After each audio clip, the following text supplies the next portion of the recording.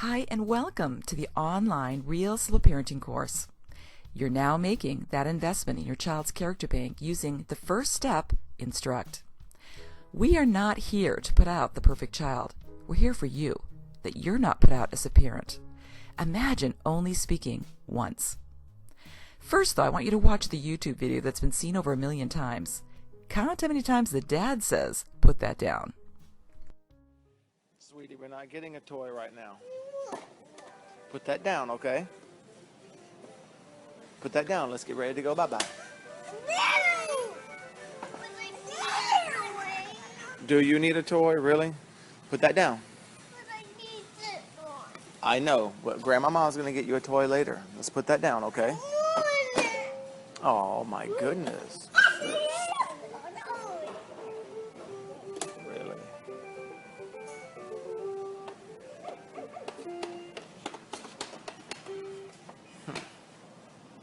Let's put that down, now. Put that down, London. Come on, Lily. Let's go. Put that down. Put it down. Put it down.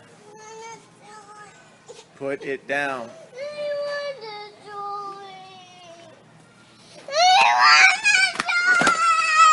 We'll pick a toy from the front of the store.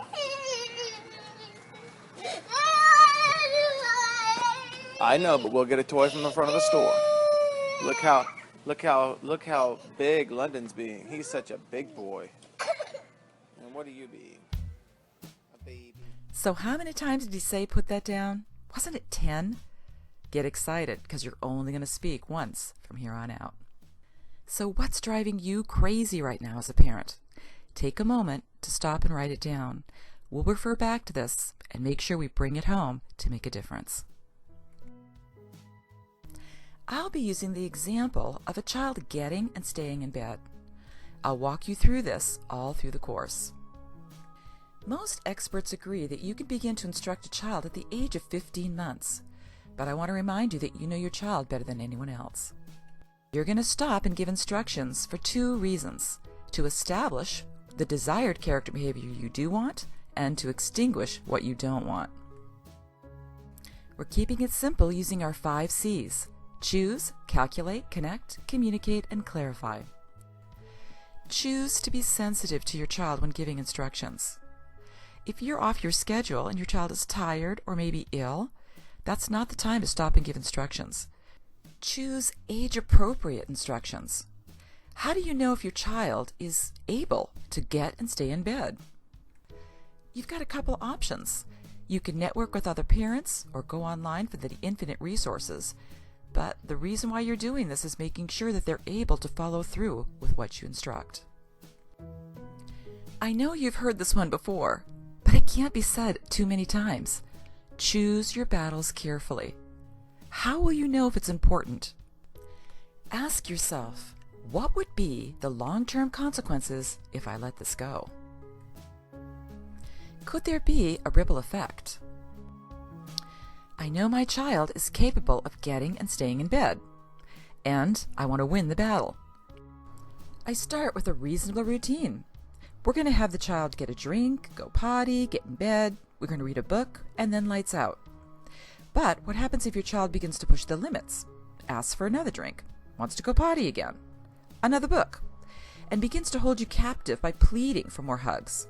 Believe me, they are so smart, they're going to figure out all the angles to gain control. And if your child wins this battle, he or she can become the master of manipulation, and the ripple effect can be far-reaching. At playtime, that child demands his or her way, or they're out, justifies not doing their homework at school, and at work maybe cheats on the time card or files a false tax return, and on it goes. Do you see how this ripple effect, this behavior, can start or stop with you, the parent? Remember you wrote down what's driving you crazy? I want you to apply the first C, choose, and let's bring this home. First, when's a good time to speak to your child? And give the instructions. And do you know it's age appropriate? They're able to carry it out? And remember, this is a battle that you're choosing to win.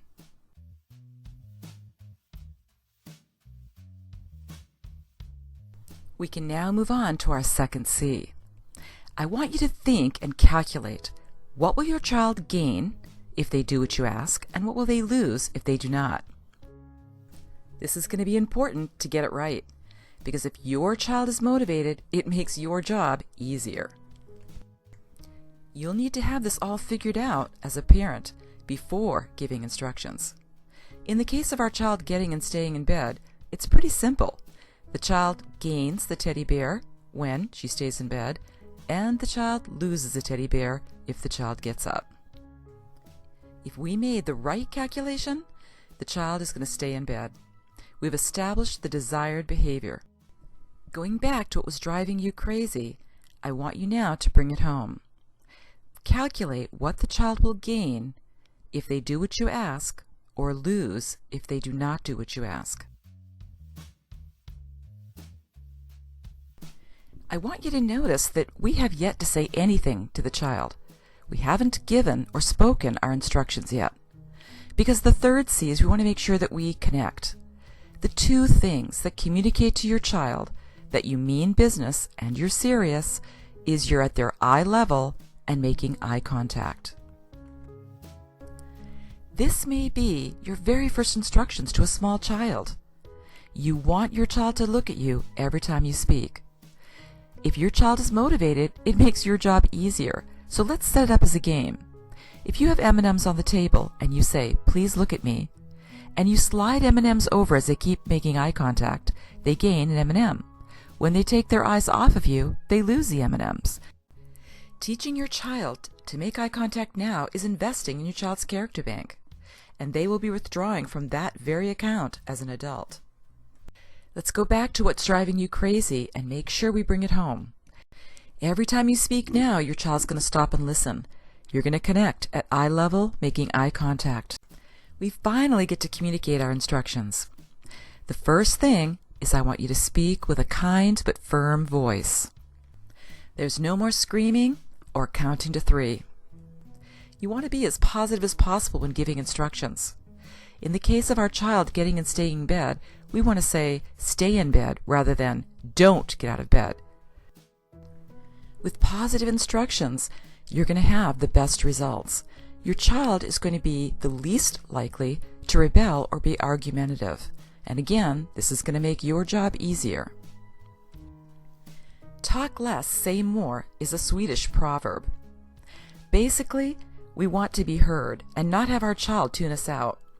You're going to give clear and concise instructions. There's no need for a discourse on parenting philosophy. And finally, you will only need to speak once.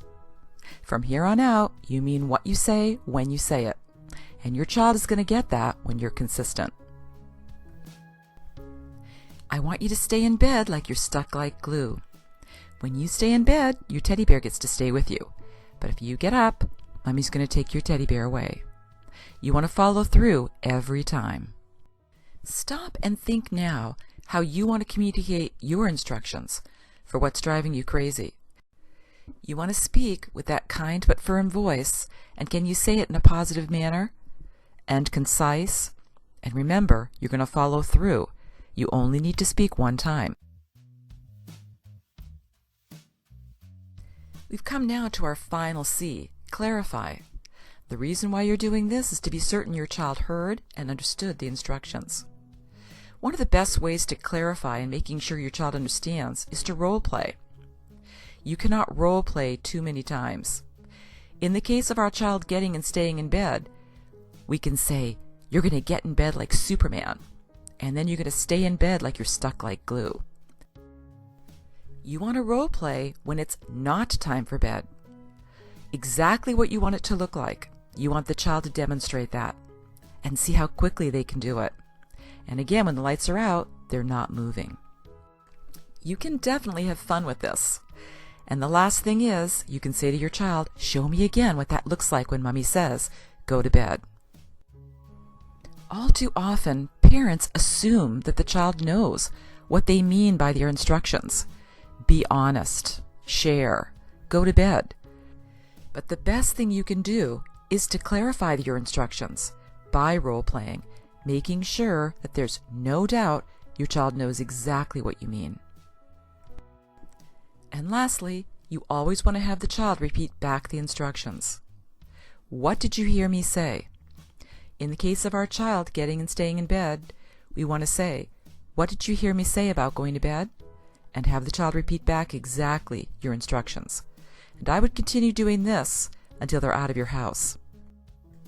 Once this becomes part of your routine with your children, there will be less arguments when they grow into a teen. Your child, your adolescent, your teenager cannot say, "You never said that." You know you heard it right back. How can you clarify your instructions for what's driving you crazy? Do you have an idea for how you could role play that? And don't forget, you want to make sure that your child repeats back exactly what you said.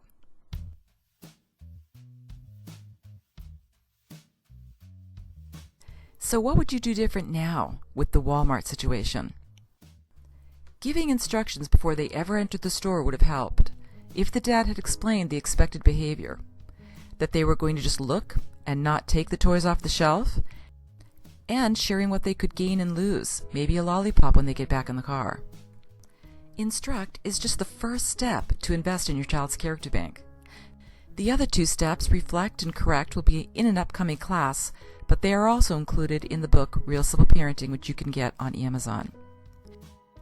I want to encourage you to continue giving instructions using the 5 C's and being consistent and following through every time. Making a commitment to do this in the privacy of your home will lessen the conflicts that you might have in public. I'm excited for you to see change with what's driving you crazy. It can happen within the week. And be sure and let us know what's working when you visit our website at www.realsimpleparenting.com. You can check out the other resources and let us know if there's anything else we can help you with.